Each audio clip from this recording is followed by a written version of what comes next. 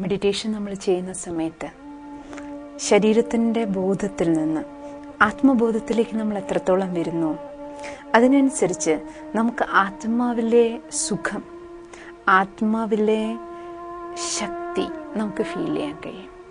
അതാണ് മെഡിറ്റേഷനിൽ നമുക്ക് ആദ്യം ഉണ്ടാകുന്ന അനുഭവം തന്നെ.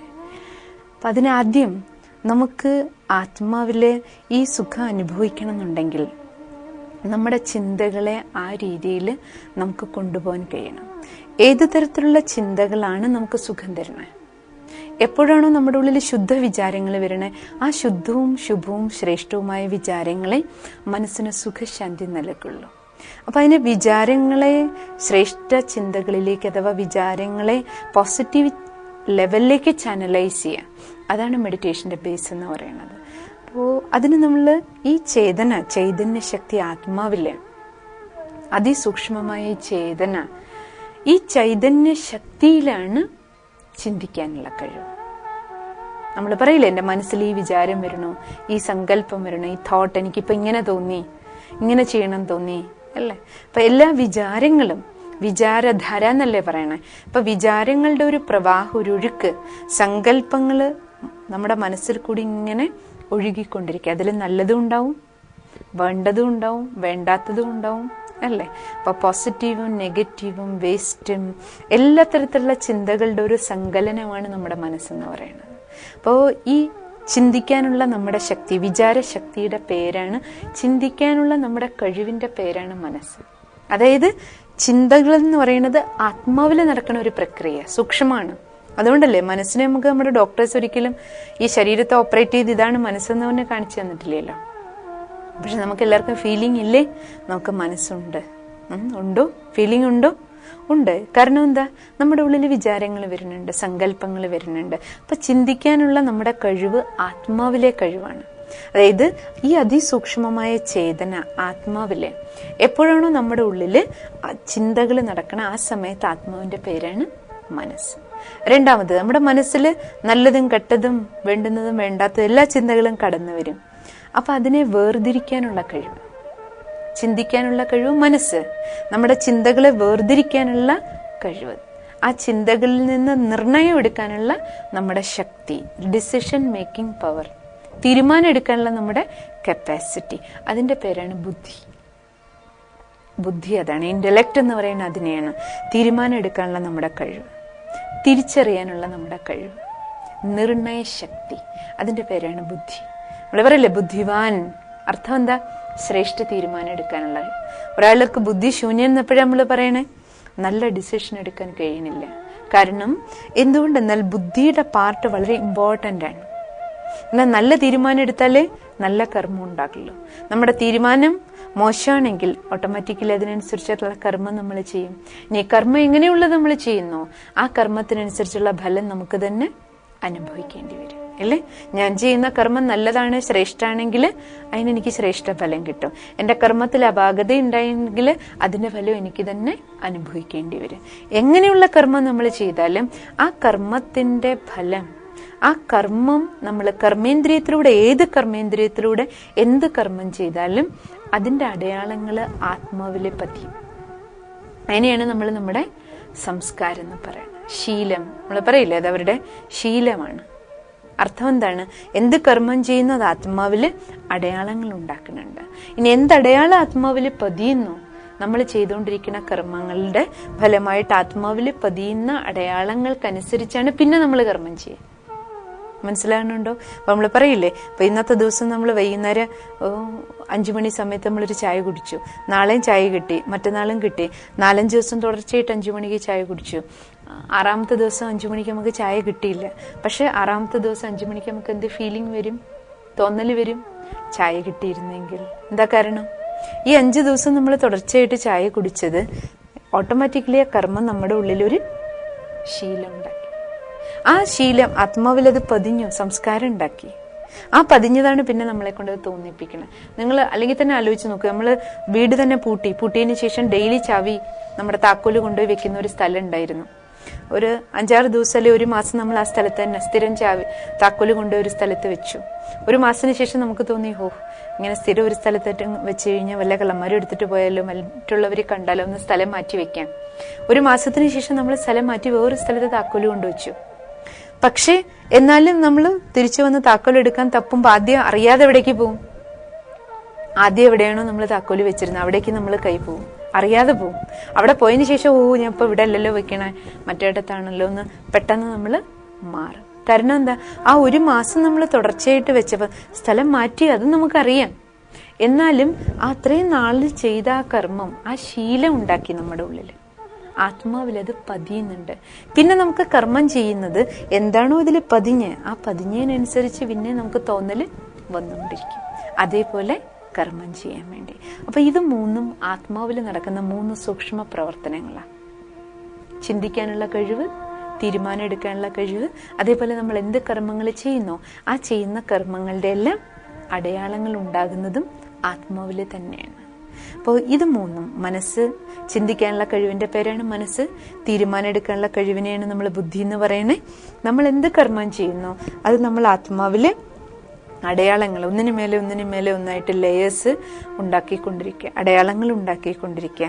ആ ഇംപ്രിൻസിനെ, അടയാളങ്ങൾക്ക് പറയുന്നതാണ് നമ്മുടെ സ്വഭാവം, അല്ലെങ്കിൽ സംസ്കാരം, അല്ലെങ്കിൽ ശീലം, ഹാബിറ്റ്. ഇതെല്ലാം യഥാർത്ഥത്തിൽ നോക്കിക്കഴിഞ്ഞാൽ ഇപ്പൊ ശരീരത്തിലെ കൈ വേറെ, കാല് വേറെ, അതേപോലെ ആത്മാവില് മനസ്സിത്, ബുദ്ധി ഇത്, സംസ്കാരം ഇതൊന്നും നമുക്ക് വേറെ മാറ്റാൻ പറ്റില്ല. കാരണം ആത്മാവെന്ന് പറയുന്നത് അതിസൂക്ഷ്മമാണ്. എപ്പോഴാണോ നമ്മുടെ ഉള്ളില് ആത്മാവില് ചിന്ത നടക്കണം, ആ സമയത്ത് ആത്മാവിന്റെ പേരാണ് മനസ്സ്. തീരുമാനം എടുക്കുന്ന സമയത്ത് ആത്മാവിന്റെ തന്നെ പേരാണ് ബുദ്ധി. നമ്മുടെ ഉള്ളില് സംസ്കാരം, റെക്കോർഡിങ്സ് ഉണ്ടാകുക, നമ്മൾ ചെയ്യുന്ന പ്രവൃത്തികള്, ശീലങ്ങൾ ഉണ്ടാക്കുക, പതിയ ആത്മാവിലെ ശീലങ്ങള് പതിക്കുന്നതിന്റെ പേരാണ് സംസ്കാരം. അങ്ങനെ മനസ്സും ബുദ്ധിയും സംസ്കാരം ഇത് 3ഉം ചേർന്ന് ഉള്ള സൂക്ഷ്മ പ്രവർത്തനമാണ്. ഈ 3 രീതിയിൽ കൂടിയാണ് ആത്മാവ് പ്രവർത്തിക്കണേ. ആ 3 തരത്തിലുള്ള പ്രവർത്തനം പുറമെ കാണിക്കുന്നത് കർമ്മേന്ദ്രിയങ്ങളിലൂടെയാണ്. കാരണം ആത്മാ സൂക്ഷ്മമാണല്ലോ. അപ്പൊ ഈ സൂക്ഷ്മ ഡ്രൈവർ ഇതിനുള്ളിലിരുന്ന് മനസ്സും ബുദ്ധിയും സംസ്കാരത്തിലൂടെയും ആത്മാവിൽ നിന്നുണ്ടാകുന്ന ആ ആജ്ഞകളെ, പ്രേരണകളെ, സങ്കല്പങ്ങളെയാണ് നമ്മുടെ കർമ്മേന്ദ്രിയങ്ങൾ പുറത്തു കൊണ്ടുവരുന്നത്. നമുക്ക് തോന്നും കൈയൊക്കെ ചെയ്യുന്നു, കാല് ചെയ്യുന്നു. പക്ഷെ ഈ കൈക്കും കാലിനും കണ്ണിനും എല്ലാം ചെയ്യാനുള്ള ഓർഡർ കൊടുക്കുന്നത്, ആജ്ഞ കൊടുക്കുന്നത് ആത്മാവാണ്. അതിസൂക്ഷ്മ പ്രക്രിയയാണെന്ന് മാത്രമേ ഉള്ളൂ. അപ്പൊ ഈ അതിസൂക്ഷ്മ ചൈതന്യ ശക്തി മനസ്സും ബുദ്ധിയും സംസ്കാരവും ഉപയോഗിച്ച് പ്രവർത്തിച്ചുകൊണ്ടിരിക്കുകയാണ്. അപ്പൊ ഇങ്ങനെ നമ്മുടെ നിത്യജീവിതത്തിലെ കർമ്മങ്ങളിൽ മുന്നോട്ട് പോയിക്കൊണ്ടിരിക്കുമ്പോൾ പല കർമ്മങ്ങളും നമുക്കറിയാം. ചിലപ്പോൾ നമ്മുടെ മനസ്സിൽ നല്ല ചിന്തകൾ വന്നാലും ചിലപ്പോൾ മോശ ചിന്തകൾ വരും, ചിലപ്പോൾ വേണ്ടാത്ത ചിന്തകൾ വരും. പക്ഷെ ബുദ്ധി മോശമായ തീരുമാനങ്ങളാണ് എടുക്കണേ. ബുദ്ധിക്ക് ശക്തി കുറവാണെങ്കിൽ, വീക്കാണെങ്കിൽ, നമ്മുടെ ഉള്ളിൽ ആത്മാവ് വീക്കാണെങ്കിൽ, നമ്മുടെ തീരുമാനങ്ങൾ വീക്കായിട്ടുള്ളതാണെങ്കിൽ കർമ്മം അതിനനുസരിച്ചിരിക്കും.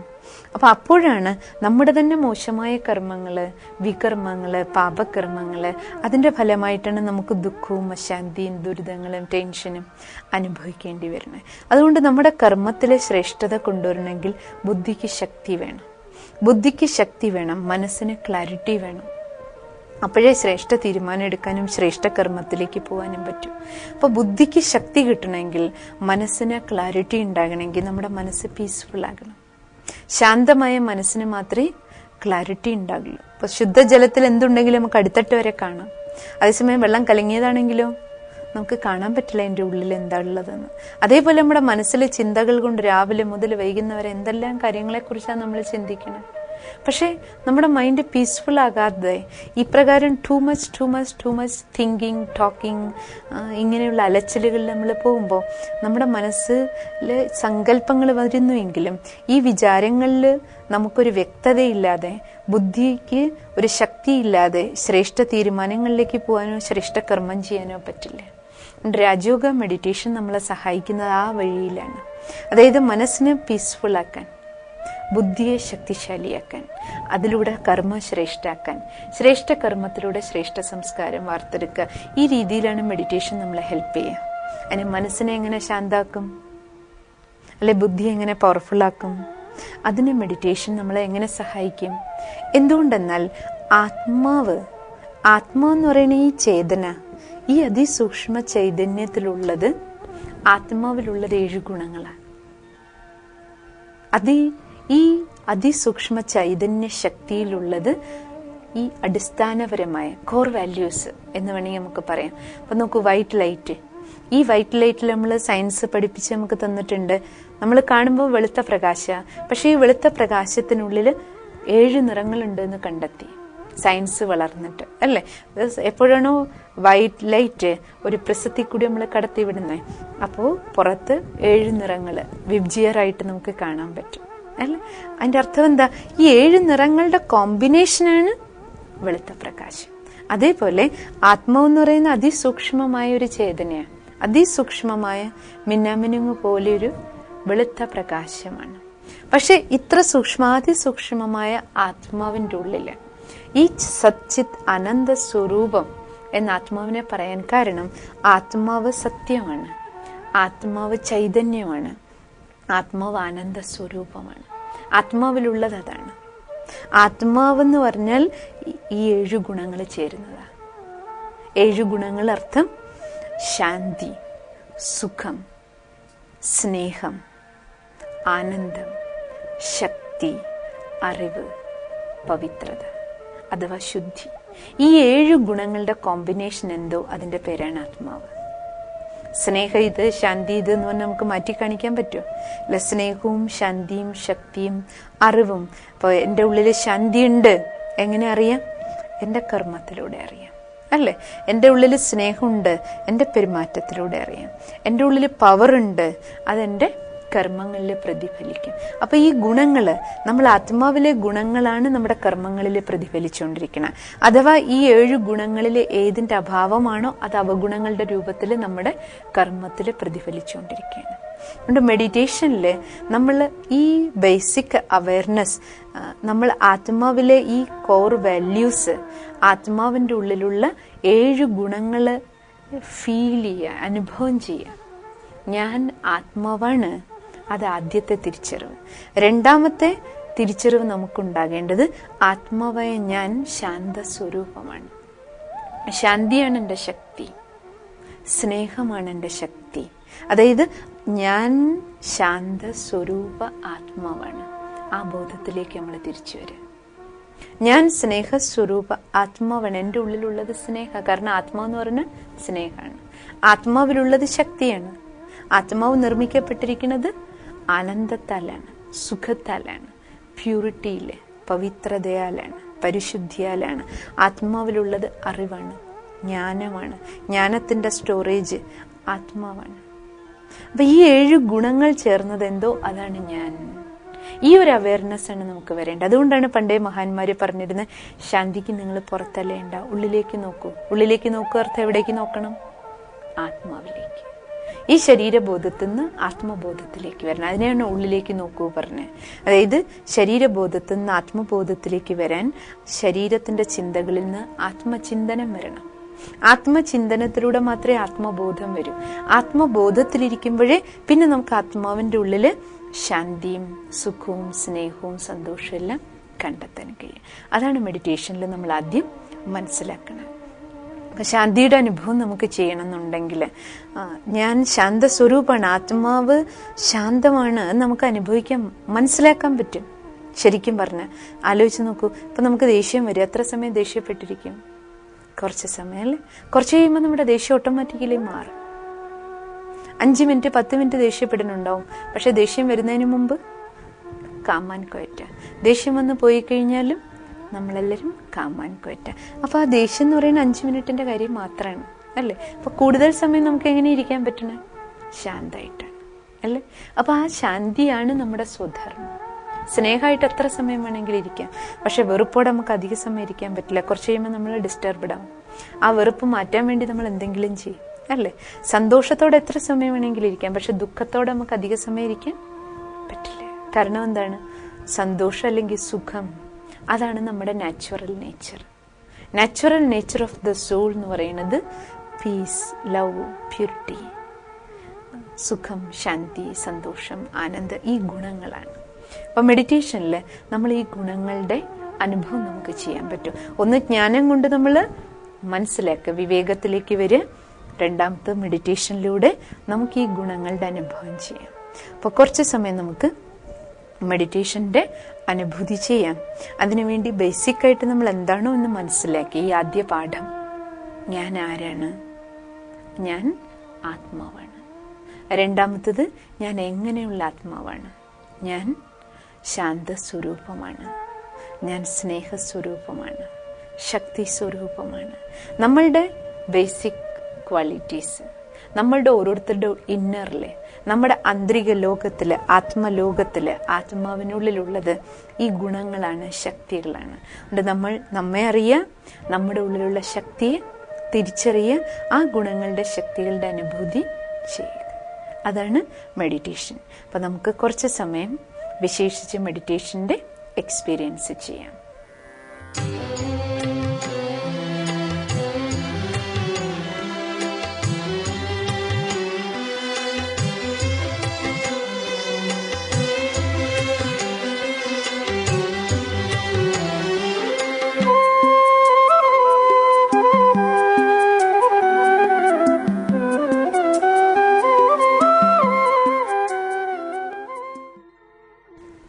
മെഡിറ്റേഷൻ ചെയ്യുന്നതിന് വേണ്ടി നിങ്ങളെല്ലാവരും എവിടെയാണോ ഇരിക്കണേ അവിടെ നിവർന്നിരിക്കുക.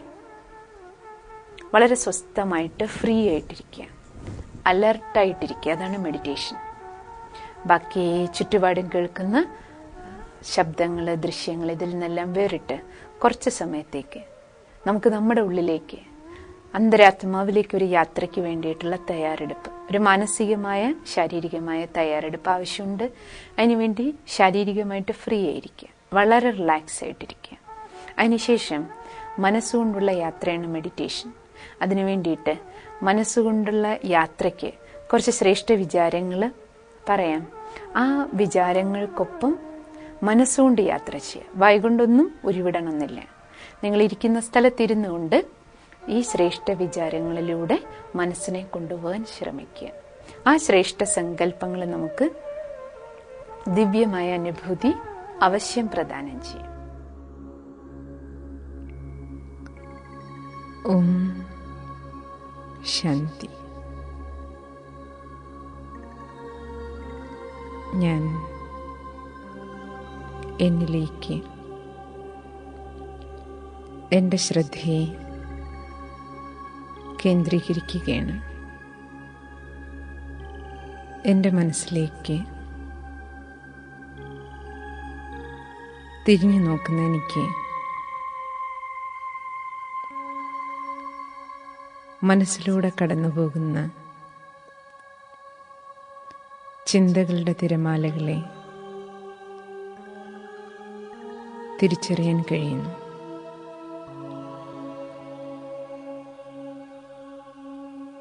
എൻ്റെ മനസ്സൊരു കടല് പോലെ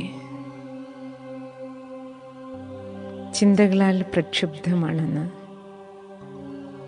ഞാൻ മനസ്സിലാക്കുന്നു. എന്തെല്ലാം വിചാരവികാരങ്ങൾ, ഓർമ്മകൾ, സ്മൃതികൾ, കഴിഞ്ഞുപോയതും ചെയ്യാൻ പോകുന്നതും ചെയ്തുകൊണ്ടിരിക്കുന്നതുമായ അനേക കാര്യങ്ങളുടെ വിചാരങ്ങൾ മനസ്സിലൂടെ കടന്നു പോകുന്നത് ഞാൻ മനസ്സിലാക്കുന്നു. കടലിൻ്റെ മുകൾ പരപ്പ് തിരമാലകളാൽ പ്രക്ഷുബ്ധമാണെങ്കിലും അടിത്തട്ട് വളരെ വളരെ ശാന്തമാണ്. അതുപോലെ എൻ്റെ മനസ്സിൻ്റെ അഗാധ തലങ്ങൾ അതീവ ശാന്തമാണെന്ന്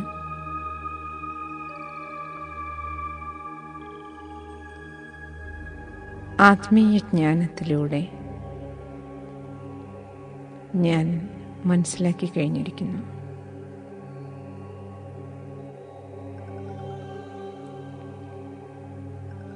ഞാനിപ്പോൾ വളരെ വളരെ സ്വസ്ഥമായിരിക്കുകയാണ്. എൻ്റെ ശരീരം, കൈകാലുകൾ, ശരീരത്തിലെ ഓരോരോ അംഗങ്ങളും വളരെ സ്വസ്ഥമാണ്. ഞാൻ എന്നിലെ എന്നെ കണ്ടെത്തുകയാണ്.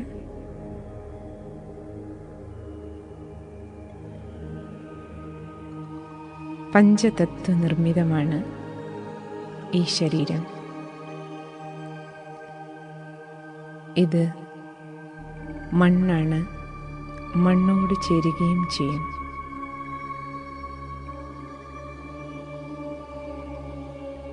നശ്വരമായ ശരീരത്തെ പ്രവർത്തിപ്പിക്കുന്ന ചേതന അനശ്വരമായ ആത്മീയ ഊർജമാണ്.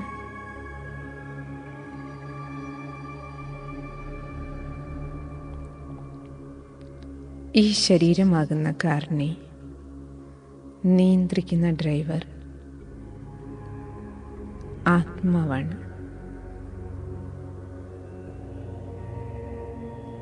ഞാൻ ഉണരുകയാണ്. ഇരുപുരികങ്ങൾക്ക് മധ്യേ നെറ്റിത്തടത്തിനുള്ളിൽ പ്രകാശിക്കുന്ന നക്ഷത്രം പോലെ തിളങ്ങുന്ന അതിസൂക്ഷ്മമായ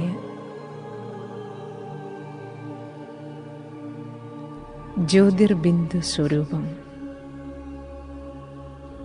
എൻ്റെ സത്യസ്വരൂപം മനസ്സാകുന്ന കണ്ണിൽ ഞാൻ കാണുകയാണ്.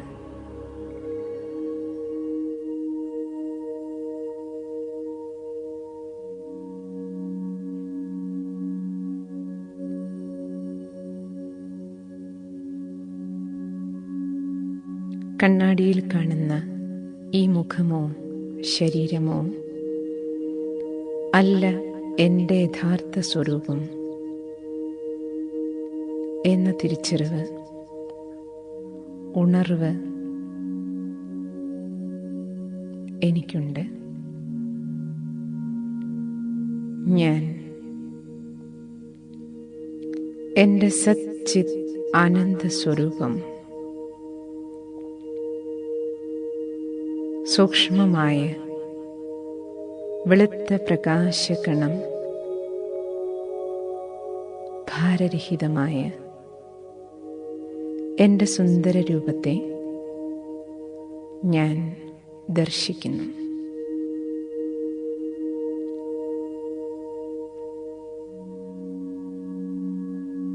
ശാന്തസ്വരൂപമായ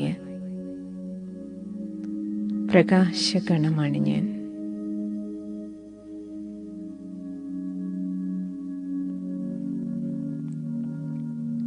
ഈ കണ്ണുകളിലൂടെ കാണുന്നത്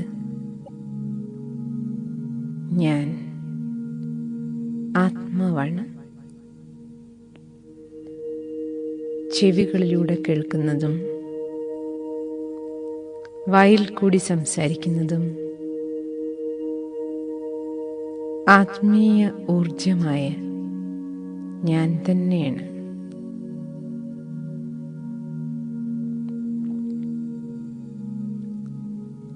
ഞാൻ വേറെ,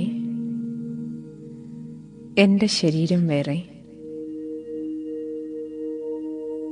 ഈ യാഥാർത്ഥ്യം തിരിച്ചറിയുന്നു.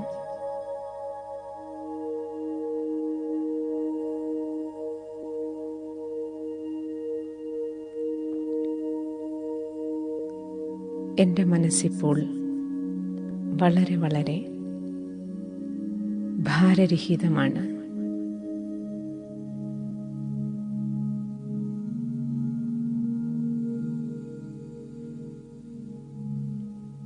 ഞാൻ ശാന്തമായ ചൈതന്യ ശക്തിയാണ്. ഈ ശരീരം ഭൂമിയാകുന്ന നാടകശാലയിൽ നാടകം കളിക്കാൻ വേണ്ടി എനിക്ക് കിട്ടിയ വസ്ത്രം മാത്രമാണ്.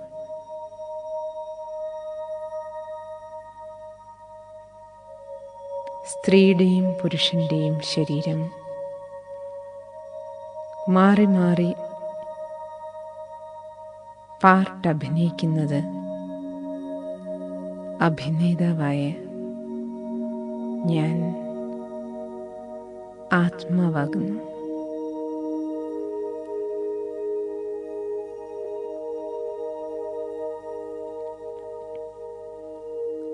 ശരീരത്തിലൂടെ ഓരോ കർമ്മങ്ങൾ ചെയ്യുന്നതും കർമ്മഫലമായ സുഖവും ദുഃഖവും അനുഭവിക്കുന്നതും ഞാൻ തന്നെയാണ്.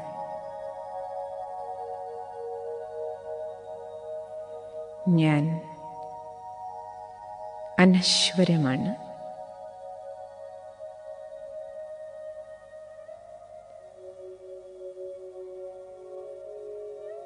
നഗ്ന നേത്രങ്ങൾ കൊണ്ട് കാണാൻ കഴിയാത്ത ഊർജമാണ് ഞാൻ.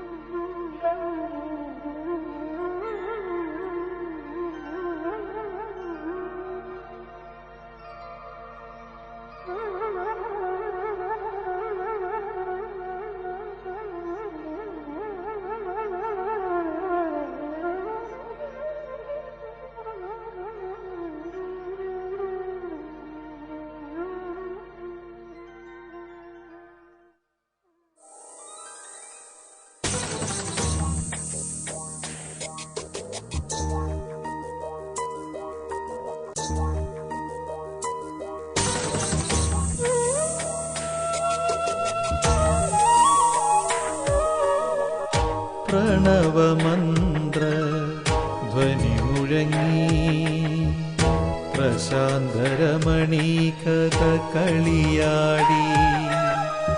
പ്രണവമന്ത്ര ധ്വനി മുഴങ്ങി പ്രശാന്തരമണീകഥ കളിയാടി. പ്രക്ഷുബ്ധമാനസം തെളിഞ്ഞു പരമപിതാവിൻ സ്മരണയോ.